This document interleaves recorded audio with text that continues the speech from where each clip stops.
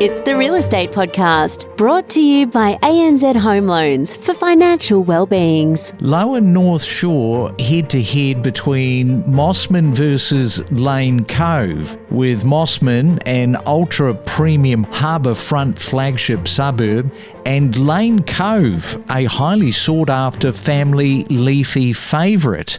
Let's just have a quick breakdown here. The median house price for Mossman is just over 5.3 million. Lane Cove, on the other hand, is 3.2 million. Annual house growth, minus 5.3% for Mossman. On the plus side, 2.3% growth for Lane Cove, which means that Lane Cove is outperforming Mossman by 7.6%. Let's have a look at the median unit price. Mossman 1.3 million, Lane Cove just over 980 grand. Mossman sits 344 and change. Therefore, Mossman is sitting around $344,000 more expensive. And really interesting with the annual unit growth. Mossman in the negative territory, 15.1%. Lane Cove, 6.2% on the positive side, which means that Lane Cove is outperforming Mossman by 21.1%. Right, let's take you to Sydney right now and catch up with Michelle May. I just want to cover off first off, because you were telling me off air that you're hearing whispers of banks reducing investor lending by up to 20%. Is that right? Yes, I recently caught up with some friendly buyers agents here in Sydney, and it's definitely happening. The banks have already pulled the rug under current investors looking to purchase. 20%, I've even heard rumours of 30%, but I can't confirm that. So if you're in the market to buy an investment as a rent investor or owner-occupied, buying your first or whatever, make sure that you check with your broker, because that's obviously a huge, huge drop in your spending power. Yeah, is it ever? And you're right, they have not wasted any time, the lenders, in deciding, right, we're just going to trim that somewhat. Talking of trimming, first home buyers, they have not sort of backed out of the market. They're still out in force. I think that you're queuing at the moment to get into apartments around Sydney and start negotiating on behalf of these first home buyers. Yeah, I mean, it's unbelievable, really. But yes, up to 1.5, a lot of activity still over the weekend, queuing to get into. And I would say that it is the A-grade properties that people are recognizing that are still worth buying. And obviously the incentives are still there. The 5% deposit, the share equity, all of that kind of stuff is still there. So people who are ready to buy and have got their pre-approval in place, they're still looking to purchase. Yeah, there's a lot of these auction campaigns, but if the vendors are listening to their agents, in a lot of cases, the agents will say, well, let's not go to the auction campaign because I think we've got some leads. I think that we can probably sell.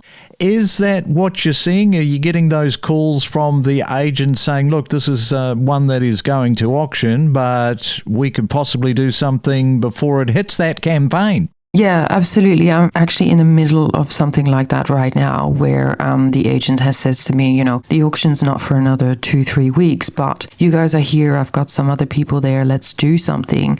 Because I think with the market as it is today, with all these, things going on in the world, the budget, interest rate rises, etc., I think agents understand the qualified buyers who are out there, and they rather take the bird in the hand than risk waiting another 2-3 weeks for it all to change and potentially for them to walk away. Grab your weekly dose of inspiration to help build a real estate portfolio. We talk to the best in the business every day. Learn from the professionals and know your property with us. Look, mortgage arrears really are driven by a couple of key macroeconomic factors. First and foremost, interest rates, and they affect everybody, and particularly because Australia is a mostly variable rate mortgage market, mortgage arrears are sensitive to interest rate movements. And also property market dynamics and unemployment. And unemployment is key because, loss of income is a key cause of mortgage default. So if we have put a bit of a spotlight on Victoria, we've seen arrears progressively increasing in Victoria for probably over a year now. And that really reflects Victoria's more elevated elevated unemployment rate relative to the other states, but also what's been happening in property markets there. Victoria's property markets, as many of the listeners on this podcast will know, have been softening, and softening property markets can have, impacts on arrears because they can make it harder for those more financially stretched borrowers to voluntarily sell properties to get out of arrears situations. Victoria's held that top spot for some time now. Let's have a look at Sydney then, because that is also high with budget announcements. What does that look like moving forward? Look, I think Sydney as well, or New South Wales and Victoria, whose arrears are really largely influenced by what's happening in Melbourne and Sydney, their arrears are higher there as well. For both of these big cities, what we've tended to find is, there are a number of people with higher debt to income levels in these areas because of property prices, higher price tag relative to people's income, particularly, historically. So that makes, borrowers in these areas more sensitive to going into arrears. So, that particularly in Sydney with much more higher debt to income levels there, given property's high price tag, does increase borrower sensitivity to interest rate rises. And we are seeing that play out in the mortgage arrears data. And also, Sydney's arrears performance going forward is going to be impacted by what happens with property markets there, particularly in light of those recent budget announcements and their impact on investors, given that there is investors have quite a large existing property footprint in Sydney. So I think that will be an interesting one to watch to see how that plays out. Yeah, especially when you guys do your next report. I think the devil is going to be in the detail. Once this kind of packs down and you've got some more of those bullet points coming through around what the investor behaviour is, that could paint a really interesting picture in the future. Yeah, very much so, particularly around how investors decide to behave in light of these changes. I think will be interesting to see how that flows down to arrears. But I think it's important to remember overall that we're expecting unemployment to remain low, and that is the most critical influence of arrears performance. Buyer sentiment, let's start right there, because it has clearly softened after the recent federal budget changes and another RBA rate rise. Growth is moderating, buyers are becoming more selective, and confidence has cooled. I think you've summarised that very well, Craig. We've certainly seen a change in sentiment on the ground, but the results in terms of what's actually being achieved, they're very mixed. We are still seeing some properties sell very quickly with multiple offers or a depth of buyers, and yet in other instances we are seeing a lot of properties sitting a little longer on the market with lower buyer interest, and in these instances we're going to potentially see opportunity for price softening.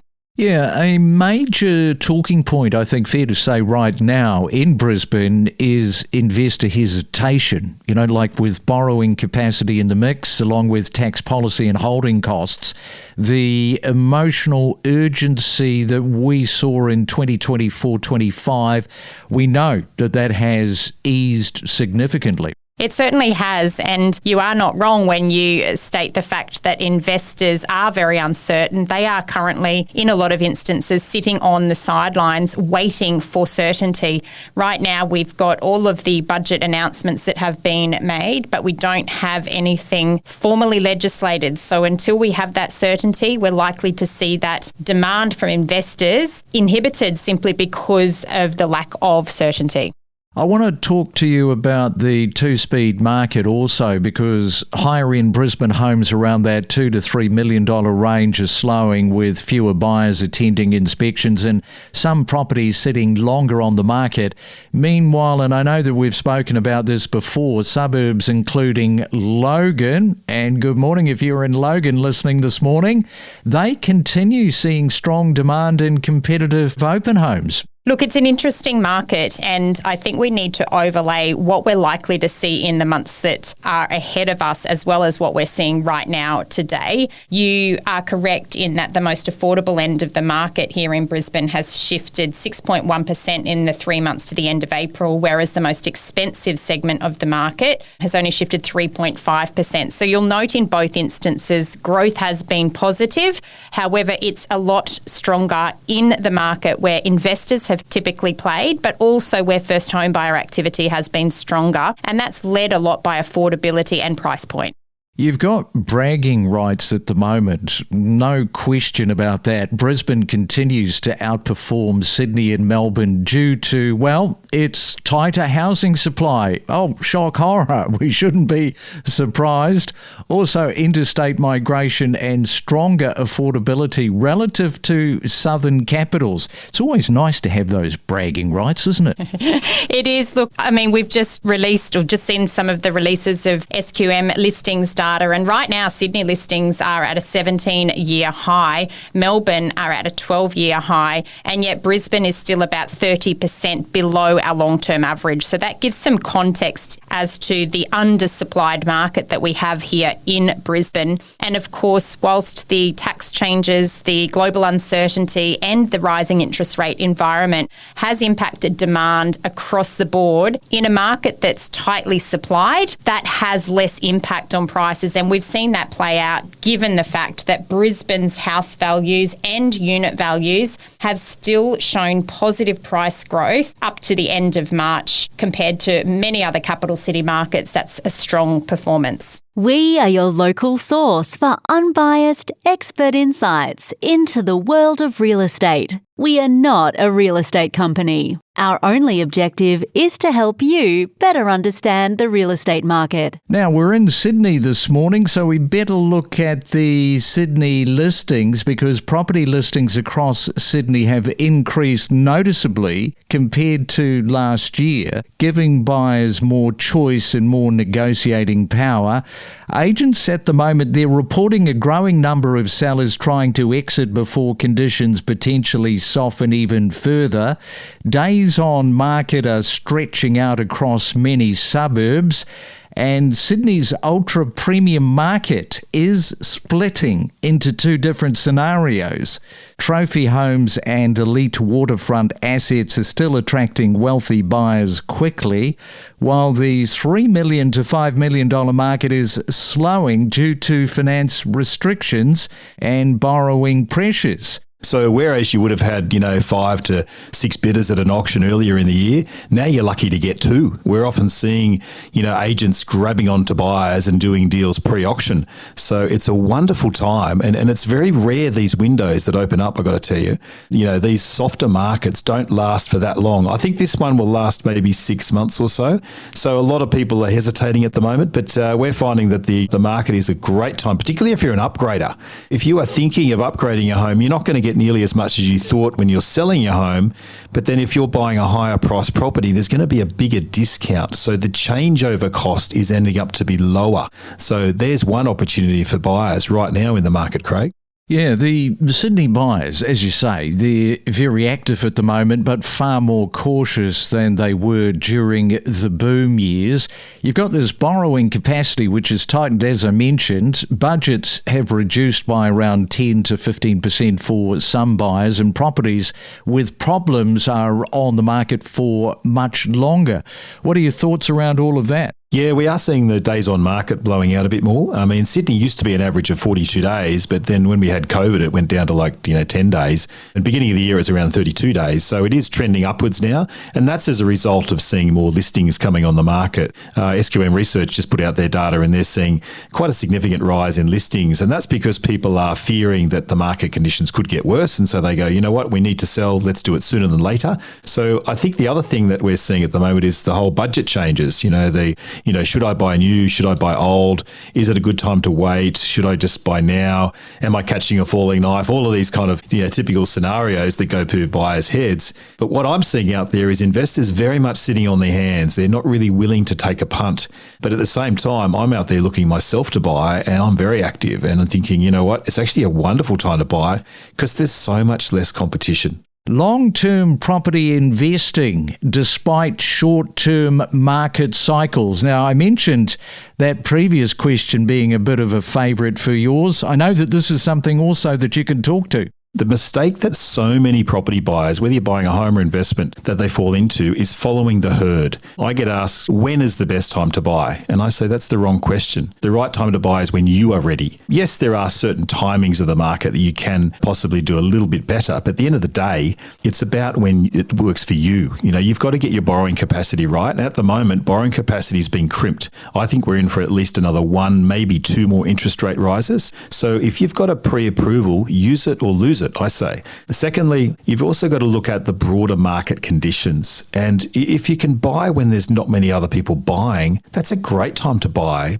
But as I said earlier, the fundamentals of the property are we're undersupplied. The government is trying to achieve a 1.2 million home target, and they're going to fall short around 300,000 dwellings. I've done some research, which I released at the beginning of the year, Craig, called The Great Supply Crunch Coming. It's a free download on my website on propertybuyer.com.au that people can download. And I interviewed around 20 of the top economists across Australia. And my thesis is simply this, is that we are not building enough homes, construction costs are too high, planning rules are very complex, we're going to fall way short. So I think in the short term, we're going to see very significant rent rises, more than 5% per annum, which is going to be very attractive for investors. Unfortunately, more investors will be scared away from the market because they're not looking at the long-term factors.